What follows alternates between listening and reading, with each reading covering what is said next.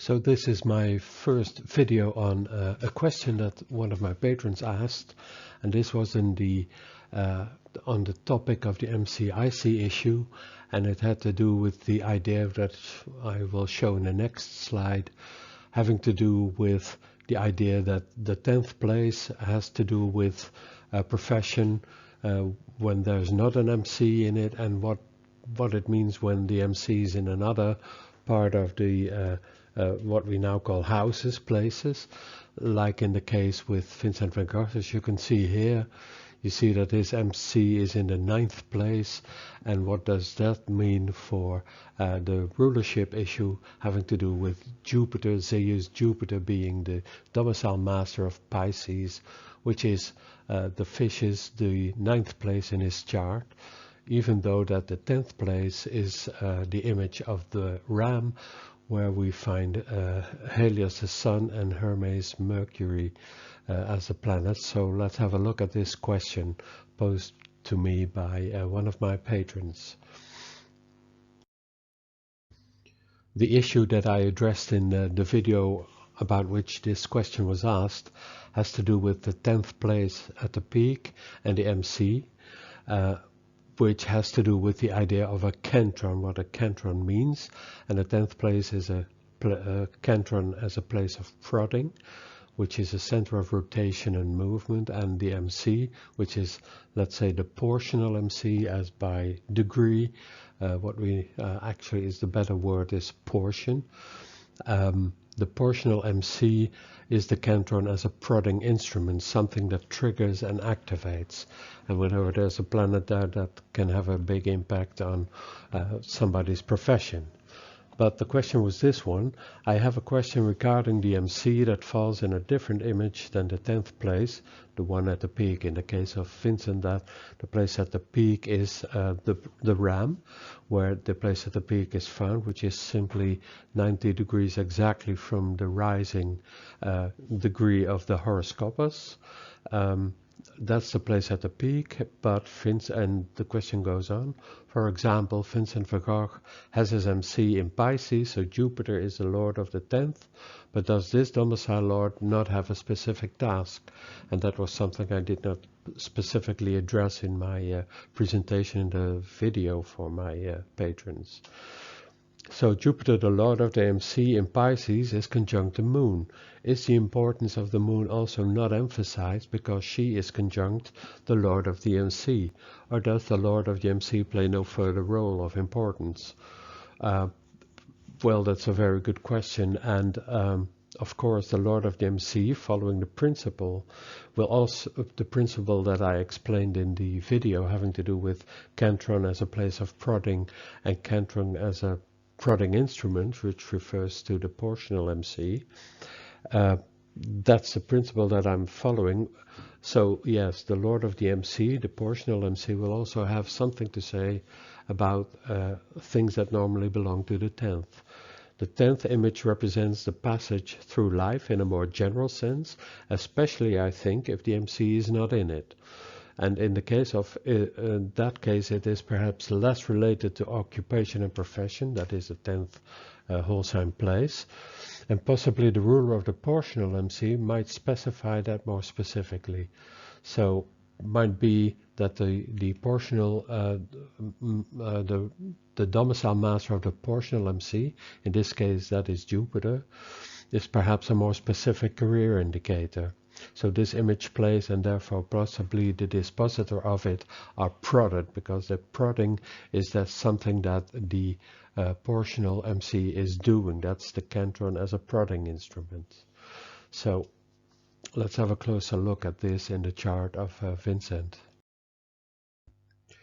So here we see both planets in the 6th place of Vincent van Gogh's chart. And of course, Jupiter is the lord of the 6th place and the 10th place, and the moon is of course the ruler of the 1st house, which represents Vincent himself. So he had both lords of the 10th principle in places flowing forth or sliding off, which is a new terminology. Formerly, these places were known as cadent places, falling places, but that's perhaps not a quite sufficient or exact enough terminology for these places, because in fact they are sliding off from a place at a cantron, so that's perhaps a better terminology, and it sounds a bit smoother and less maleficent, less difficult, because cadent falling off can have such connotations, but sliding off is perhaps a better term in that case. So Mars is in the 9th place, which is one of the places sliding off the 10th, and Jupiter is in the 6th place. So you could say that his lack of success during his life and his somewhat complex life course illustrate this. I will get back to that in a moment. So yeah, I must say I have something similar. Perhaps some people know my chart a bit. I have the Lord of the 10th place, the 10th whole sign place, which is in the Ram. So Aries Mars is the ruler of my 10th place, which is in the 12th house. And the ruler of the portional MC is also in Pisces, just as with Vincent van Gogh. And my Jupiter is also found in the 6th place. So yeah, I do consider myself relatively successful as an astrologer, but as I'm saying here, it's a bit on a modest scale, because I never got as far as, say, for instance, Karen Hamaker, who is possibly the most successful Dutch astrologer nowadays. So a lot of people know her by name, and perhaps even attended some talks that she did in foreign countries, because she was also invited in the USA to speak at UEC, I believe, and perhaps other venues as well. So, but I was not that successful, but it was something that I always did strive for and hope to achieve, and also thought that I could achieve such a level of fame, but I didn't. That's a pity, but I'm at peace with it now. But in the past, it was really something that I struggled with. So yeah, okay. So I would think that for occupational factors, one could look at the portional MC, and in my case, you could say that my main goal then, as indicated by Jupiter being the ruler of the portional MC, being placed in the 6th house and also in its own domicile, the Bowman, and together with a lot of fortune, which is also a very important factor, of course, might more describe the things that I am doing, or perhaps something that I strived for. Well, the interesting thing is that I was taught as a teacher, first in geography, and later 1 year I did on history. And history I did not finish, because I became interested in the alternative sector, as it was called here. So I went for that, and I have been doing that ever since. So you could say that philosophy and all that, and indeed the Bowman and the fascinating things having to do with philosophy, and all things having to do with spirituality and the human mind, was something of big interest for me, big importance, and that was something I focused on in my astrology very specifically. So yeah, I could say that Jupiter is really one of the important factors having to do with my life path, and I've always been an astrologer since. I did all sorts of menial jobs to support myself, and but my main calling was and has always been astrology, of course, and also having to do with a lot of these things having to do with philosophical issues. Sorry. So in my case, this really puts a lot of interest in the ruler of the portional MC, which is in my case, I use Jupiter, but the opposition with Aries in the 12th place is also interesting, because I experienced quite a breach in my life's scenario, having strongly to do with what happened to my astrology in those days, and perhaps some people know about this. It had to do with the birth of my first child, who had a slight mental handicap, which turned out to be quite an issue in my life.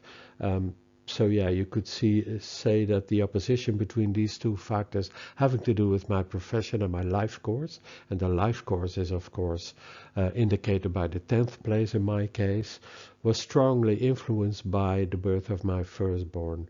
So that's very interesting. And then the opposition of Aries Mars, ruler of the 10th whole sign place, with Jupiter, the ruler of the portional MC, played a very big role in that. So there was certainly a breach at that time. I've talked about this before, so some people might perhaps know more about this, but that was a very interesting phase in my life, but also quite difficult. So that, as of course, is indicated by Mars being in the 12th place, is it not? Yeah. So yeah, I think it's a really good combination to use. And then differentiate between the 10th place as your walk through life, what's happening in your life course in a more general sense, and then the MC might more specifically indicate something that piques your interest and might have to do more with your profession or your occupation. So yeah, that's an interesting one. In my case, of course, but please check this in your own chart and perhaps other charts that you have studied, and please let me know if this reasoning stands to reason, because we need to acquaint ourselves with these differences having to do with these specific factors in the chart, having to do with your walk through life, but also some things that you do in life as pertaining to your profession. Now looking at Vincent's chart relating to this principle of the 10th place and the portional MC, here you can see that the moon is a ruler of the first place, of course, representing Vincent himself, and Jupiter rules the 6th and the 9th places, and you can also say the 10th place by means of the portional MC. So here you have an overview of all the occupations that he had, and the interesting thing is that he was strongly involved in art from an early day on, simply because he worked in an art gallery for quite a long time. And but the interesting thing is that he was never actually painting himself very much, and it was certainly at an amateur level. This is stated in all the biographies. It was only in the last 10 years of his life that he dedicated himself to his art, and then became the painter that we now know, and the world famous painter that he became after his death. So that's an interesting thing. So in this long first period of his life, well, he he roamed the earth, so to speak, in at least in Europe, and he was working in the Netherlands, and then he moved to London now and then he was back in Paris again, and then he moved back to England again, and later in life he became sort of a missionary in the Borinage in Belgium. So yeah, he had a pretty diverse career, so to speak. So that's interesting to take note of, because that is also associated with the 6th place of sorts. But you could also say that it might have to do with Jupiter. Jupiter in the bowman is of course a somewhat restless principle. So yeah, the restlessness might be due to that.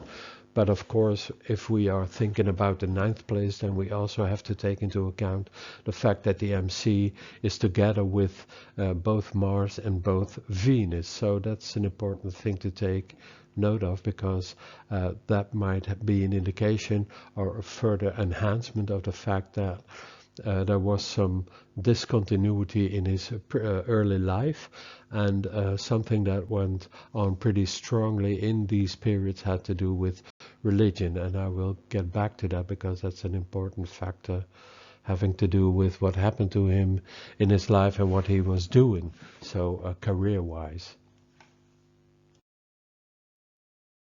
Now I want to talk about configuration and aspects in a more general sense, having to do specifically with this Moon-Jupiter conjunction in Vincent's chart. As you can see here in definitions and foundations, Robert Schmidt really delved into the definitions having to do with testimony and configuration and aspects. And as you can see, there are many, many things to take into account. And this would warrant a specific Patreon tier on this topic alone, because it's so important.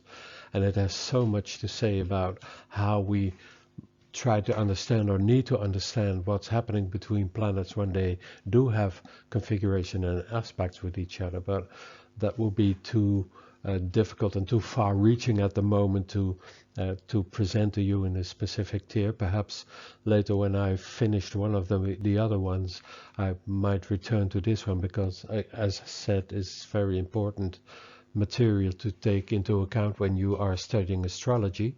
And we are in the process of redefining some astrological principles, simply because we are now in touch with the definitions and foundations as they were developed and formulated in the first period of our astrological principles and our astrological definitions, having to do with the most early period in history, having to do with the Greek reformulation of everything that they inherited from earlier traditions in astrology.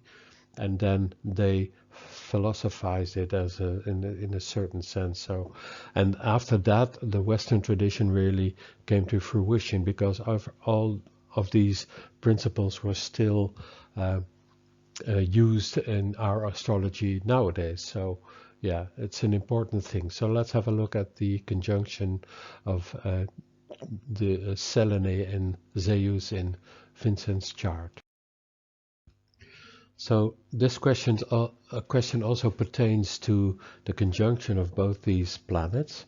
So the question was, Jupiter, Lord of the MC, in Pisces is conjunct the Moon. Is the importance of the Moon not also emphasized because she is conjunct the Lord of the MC? Well, yes, that's certainly the case, but it's also the reverse. The importance of Jupiter himself as a planet is also emphasized by being conjunct the Moon, the ruler of the first place, and as such representing Vincent in his own chart. So yeah, that's an important factor. So let's have a look at one of the delineations, one of the recipes that we found in ancient texts. Oh yeah, and whenever planets are in the same image together, they are sort of functioning as advocates of each other. They are supporting each other and helping each other, in the sense of that they are factors that are helping the other planet. So they are advocating each other, sort of. So in this larger recipe by Valens, you see a lot of things that were never any had never any significance in the life of Vincent, apart from the fact that he was self-taught in many languages, and he read philosophy and he read the Bible, and he was, I believe he spoke 4 languages. So yeah, he taught himself all that because he was never fully educated, and he dropped out of school pretty early on, which is something you can see because of Mars being in the 9th place. That is an interesting signification of people dropping out of school, of breaking or never studying something all the way to the end of an exam and getting a master's degree in it. So that went for Van Gogh as well. The thing that does stand out here is those who have kindness done to them by relatives. Well, that certainly was the case with his brother, Theo van Gogh. His other family members were, of course, often very concerned about him because of his life course, and I will get back to that further on. So yeah, this is one of the principles having to do with this Jupiter-Moon conjunction, but as you can see, pretty few things of what's stated here pertain to the life of Vincent. And that must, of course, have to do with the fact that both these planets are in a place not conducive to business, so they are not that well functioning in this chart, as you can imagine. So there's another quote by Valens talking about the 6th place, the place where Aries rejoices. Valence says, if the benefic should happen to be in this place, whatever the native should acquire, he will waste, and property will not remain with him. Well, this was certainly the case with Valence, with Van Gogh, because he lived in poverty most of his life. And after advancing in youth, he will be reduced by fines in old age. I'm not sure about the fines, but yeah, he had some sort of career being an assistant in the art gallery and helping people there and selling things, but later he became unemployed, sort of, and he employed himself as a painter, but he never was successful at that during his lifetime, simply because he was not able to sell any of his paintings. It is believed that he only sold one of his paintings, and the other ones he either gave away or simply kept for himself. So yeah,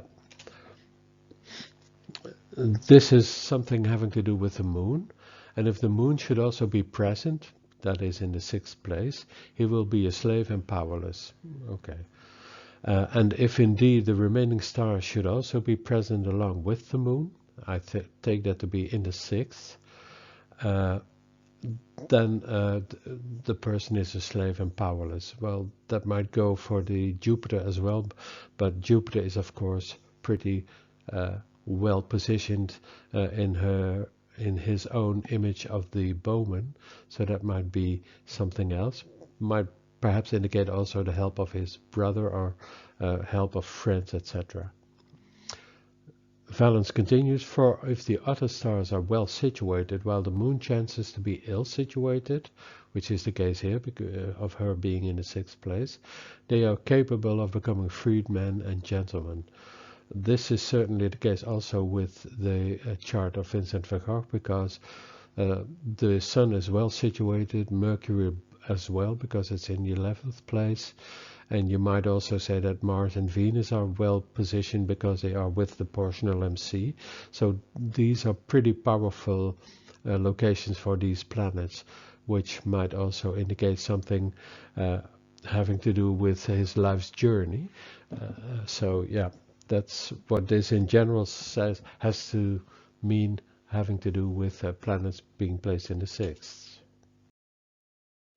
I also consulted Kurt Manwaring's Astrology X-Files, where he has a really interesting and well formulated delineations of certain locations of planets in places.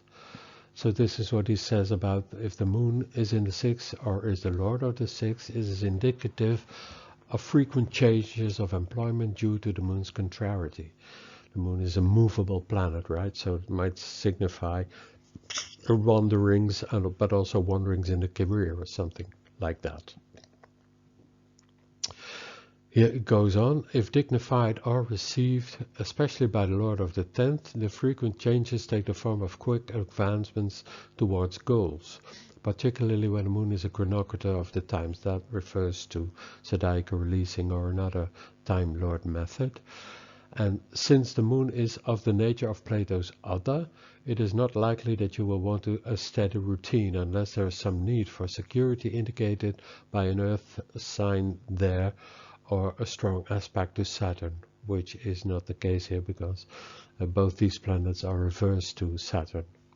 So here job security can become an issue, particularly if the moon is out of sect, which is the case here, debilitated or afflicted. She's not debilitated, she does not have much dignity in the bowman, but she is not really afflicted unless we take the tetragonal square aspect of the moon with Aries Mars as a hindering. But the point is that the moon is in superior position to both Mars and Venus, so she will dominate that. So yeah, the inconsistency or the difficulty or the walk of life here and there and taking different paths is also indicated by this factor perhaps.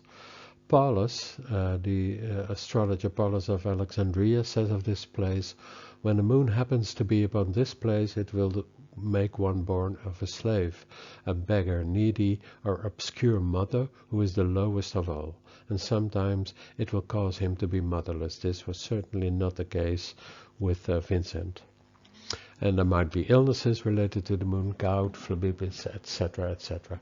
I'm not sure about what was happening with his health issue, but of course later in life there was a mental health issue because he was taken up in a hospital for the mentally ill later in life when he was in the south of France, and what was indicated that this might have been the result of a sexual disease.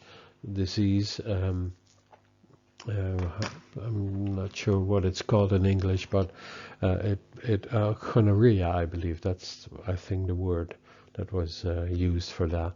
So that was, it was supposed that he suffered from that, and that had a strong influence on his mental health. But I'm not quite sure about that. It might also be in rumors, but I'm not sure if that is stated as a fact of his life. So yeah, this is what in general you can find in ancient texts about the Jupiter Moon conjunction being in the 6th place. In the tutorial I'm offering on zodiacal releasing from the daimon, I'm using the natal chart of Vincent van Gogh as the example with which to illustrate the concepts of delineating the lot of the daimon and a scenario based on that lot, found with zodiacal releasing, of course.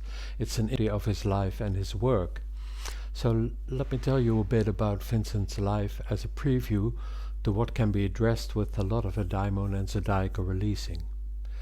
Well, much has been written about Vincent van Gogh's life, a great deal, especially after he became one of the most popular artists nowadays. But not all of it turns out to be entirely truthful. This is due to the fact that Vincent's biography had to be reconstructed after his death, because Vincent was of course little known during his lifetime, if at all, but after his death he became quite famous. Now fortunately, most of Vincent's extensive correspondence with his brother Theo and the back and forth with his parents has been preserved, and these contain about 900 letters. And based in part on that, his biography was reconstructed. One of the first of them was his sister-in-law, the wife of his brother Theo, who died shortly after Vincent himself died. And this wife was called Jo van Gogh Bonger, and she published a 3-volume edition of Vincent's letters to his brother Theo, and she published them in 1914. And she wrote a 64 pages biography of Vincent in the introduction to these letters, which has been used and quoted over and over again in later biographies. And one of her sources was most likely Vincent's mother, who died in 1907 at the age of 87 years, and that was 17 years after Vincent's own death. Now the problem with her biography is that it contains ambiguities, speculations, and also some errors. Because of some delicate issues, it may be that Vincent's mother hushed them up, or that Jo van Gogh Bonger added them to spare the family from certain uneasy episodes in Vincent's biography and their interactions with him. So what about Vincent's life? Well, for several reasons, the general impressions created was or is that his life was quite dramatic and imbued with a certain gloom and characterized as an eternal struggle with life.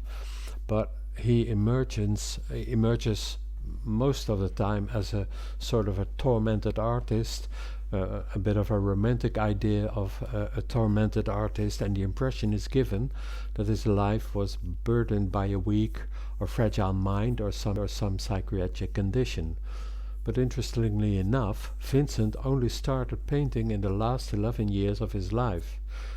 Before that he did draw a bit, but it was really at an amateur level and not much time spent on it, so to speak. So how can that be accounted for astrologically? How can it be seen in his life that he all of a sudden sort of became much invested in art and started to educate himself as an autodidact and learning how to paint. And that was, of course, the main issue of a lot of his acknowledgement as an artist, because he did some interesting things there.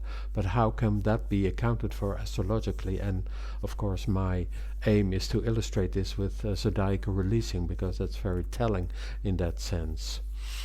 And of course, while it's certainly true that Vincent did not have an easy life, it is certainly not true that his mind was fragile or brittle from the start, because he spoke many languages, 4 of them, and he was interested in art, and he read much literature all the while, during all his life. And this is clear from Jan Hulske's biography of Van Gogh, which I consulted for Vincent's life story, which you see in this slide here.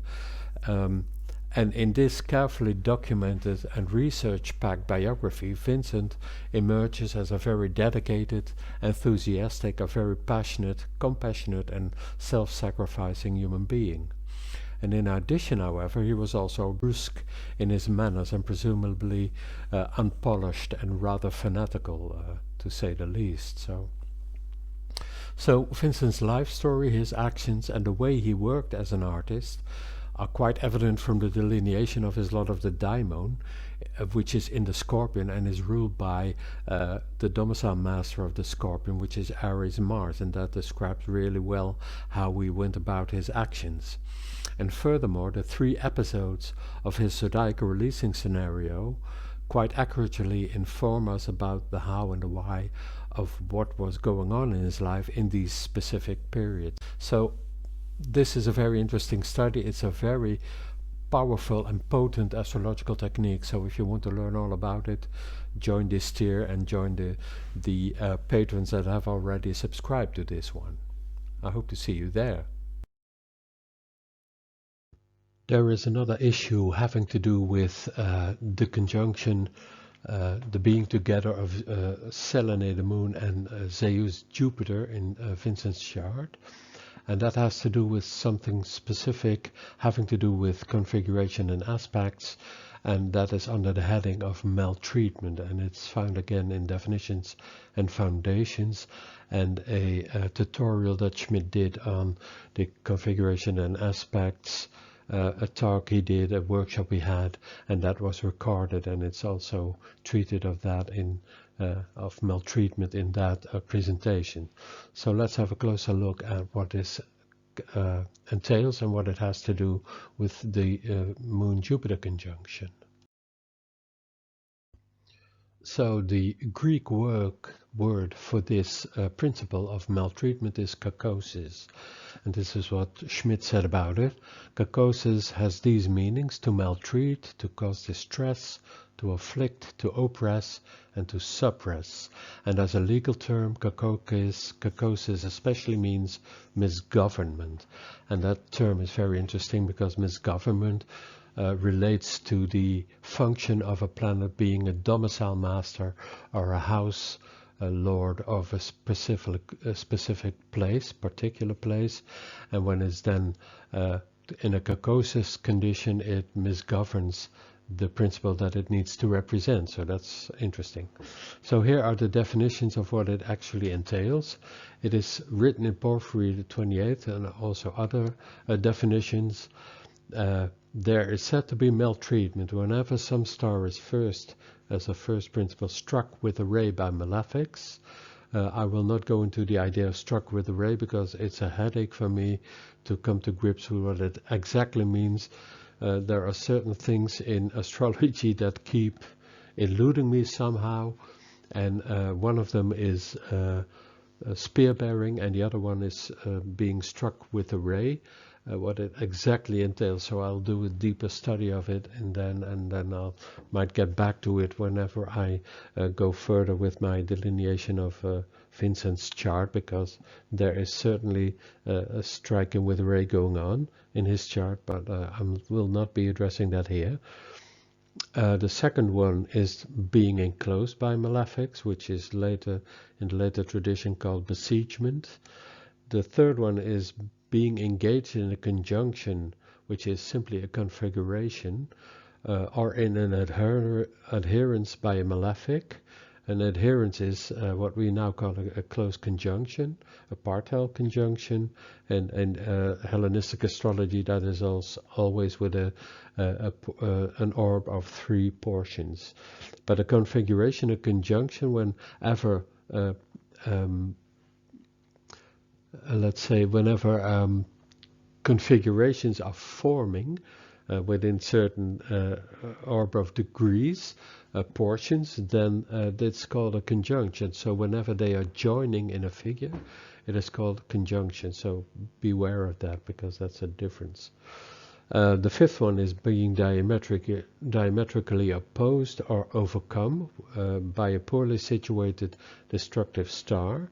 So the opposition, for instance, in my case, you have seen that my Jupiter is in opposition with Mars in the 12th place, and in that sense you can say that my Jupiter is diametrically opposed by Mars being situated in a poorly positioned place.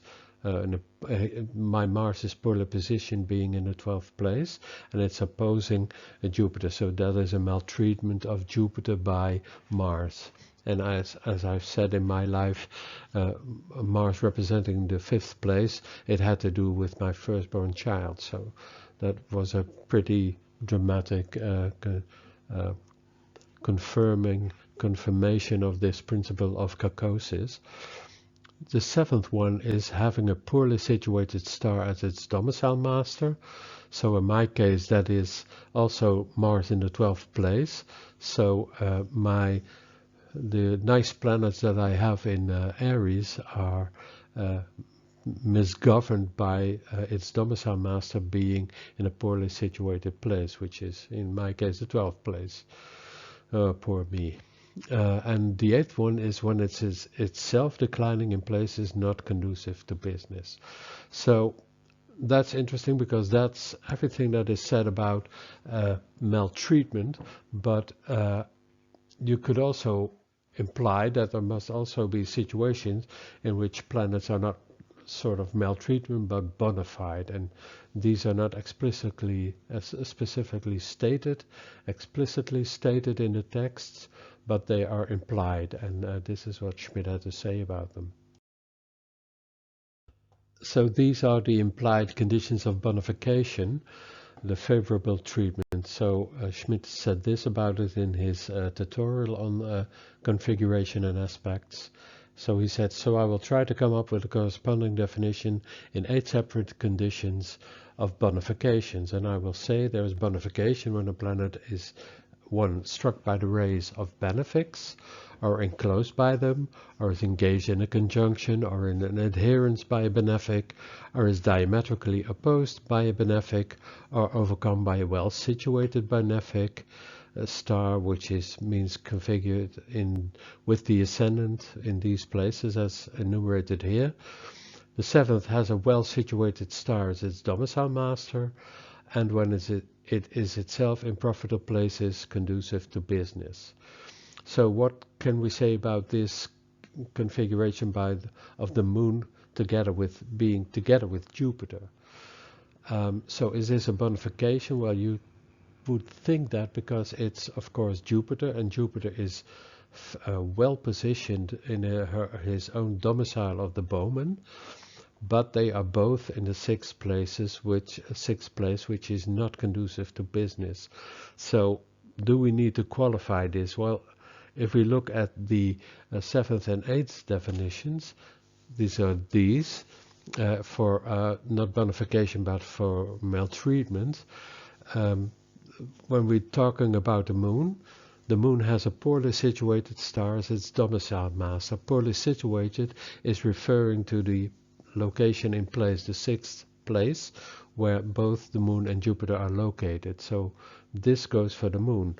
And the 8th condition of maltreatment is, and when it is itself declining in places not conducive to business, which is the case for the moon in this case, because it's declining, which is flowing forth, flowing away from, and the 6th is of course a place not conducive to business. So yeah, I think we can conclude that although being conjunct Jupiter, which is a very favorable planet, even in this day chart, because he belongs to the second favor, yet the moon is clearly not well positioned, because she is in the 6th place and has a domicile master who is also not in a good place, in a place conducive to business. So yeah, we can perhaps, I hope, safely say that this is a case of maltreatment. So let's have a closer look at that. Now, to get deeper into the signification of what it might mean, we need to have a closer look at one of the definitions having to do with aspects and configurations, which is called adherence, from the Greek kolasis. So, and the 4th condition is being in an adherence with a malefic or something that is somewhat malefic. So this is the definition: attachment of a planet by adhering, kolasis. That there is adherence, kolasis, whenever a star approaches a star, the faster the slower. The moon approaches Zeus, the slower one, being not more apart from it than 3 portions. As you can see, there is more than 3 portions between the moon and Zeus here, but there's a clause for the moon, as you can see in the green text. Rhetorics at 34th says, in the most proper sense, there is adherence or conjunction whenever a star approaches a star, the faster the slower, if it's not more apart from it than 3 portions. And then Rhetorics says, the adherence of Selene is conjunction whenever it stays apart from the portion of concourse for the course of a day and a night, which normally is 13 portions. So you can say that the orb for the moon being in aspect has to do with the course of a day, and that is normally about 12 to 13 portions in a day. So the orb for the moon in all these sort of configurations is 12 to 13 portions, and in that sense you can say, yeah, there is an adherence of the moon with Jupiter. So the signification of adherence has to do with being glued on, sort of. It is as if the planet is on the back of the other planet that it is approaching. So yeah, in this case, Vincent, the moon, lord of the 1st place, is maltreating Jupiter. So what does Jupiter stand for? All these things that Jupiter stand for are sort of maltreated by Vincent himself. Not out of bad things, but simply because he's quite interested in it and he cannot let go of it. There's an American expression of that phenomenon when it's maltreating. It's called a monkey on your back, like, for say, an addiction that you can't shake off. You are attached to it, and it is attached to you, and you can't get rid of it. It keeps pestering, hindering you, or interfering with your life. So let's have a look how this might have worked out in Vincent's case. So I'm going to give you some quotes of the extensive correspondence between Vincent and his brothers and other family members. And what I'm especially focusing on is the religious content of this Jupiter, because as you can see, Jupiter is of course the ruler of the 9th place in this chart. So that has a natural affinity with religion and spirituality, etc. And Jupiter itself also has that signification, and it is strongly intertwined with Venus, with Vincent's life, simply because he has this adherence of the moon with Jupiter. So you can read these quotes all by yourself. I want to read the last part of it, but I would rather give as a reason why I recommend myself to you. That is the innate love for the church and what concerns the church, which has slept from time to time. It was on and off in his life, so to speak, yet woke up again and again, and if I may say it, although with a sense of great inadequacy and shortcoming, the love of God and of men. That was his felt sentiment. Now his biographer says that this letter in its entirety, moreover, is proof of how far religious exaltation could take Vincent at this time. This was a specific period in his life. The patrons studying zodiacal releasing with me will see that this is a very interesting period in his life, which really coincides with the signification of Jupiter very much. So that's a very interesting period in his life, and it also emphasizes the principle at work when you do zodiacal releasing. So the religious exaltation, many pages of that letter are filled with nothing but Bible texts and edifying exhortations, almost without any coherence, and one wonders what Theo, his brother, must have thought of his older brother at that time. So yeah, you can see here that there's something going on with this adherence, and you could say that Vincent is on the back of Jupiter's signification, and he can't let go. The other way around, you might also say that Vincent himself is sort of hindered by this, because it was not well received, his religious fanaticism. So you could also say that the maltreatment is also the other way around, because Jupiter is actually affecting Vincent in a very strong way, in a very fanatical manner, and that has a lot to do with how people perceived him during his life. I will show you more quotations because they are very interesting, and they had a lot to do with how he was perceived by persons around him and what he was doing with this religious vocation. The interesting thing is that Van Gogh's father was a minister himself, and it can be read that Vincent's religious writing during these months became too much of a fad even for his father. So his father wrote to Theo, "Just now received a letter from Vincent. We cannot yet read it completely because of the ticklish writing, but it is not a letter that gives us pleasure, unfortunately. Oh, wouldst that he learned to be as simple as a child and not fence with Bible texts so exaggeratedly and excessively. It makes us ever more worried, and I fear that he is becoming utterly unfit for practical life. 'Tis bitter pity and regrettable. How are his letters to you? If he wants to become a gospel minister, then he must want to tackle the preparation and necessary study for it. Then I would be more confident." So here you can see that his father was troubled by the fanaticism of Vincent and his flirting with the Bible and his rather excessive use of them, of the quotes in it, and his ambition to become a minister or an evangelist or whatever.